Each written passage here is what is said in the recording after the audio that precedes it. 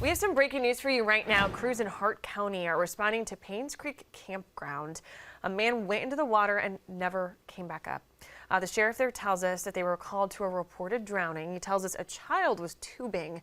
When that child fell in, the father then jumped in to help. The child was rescued by somebody else, but the father again did not come back up. So crews are out searching, working to find him right now. The sheriff did not say, or did tell us, I should say, they believe this is now a recovery operation. Very sad, but we'll keep you updated as we learn more about this. Again, this is happening in Hart County, Georgia tonight.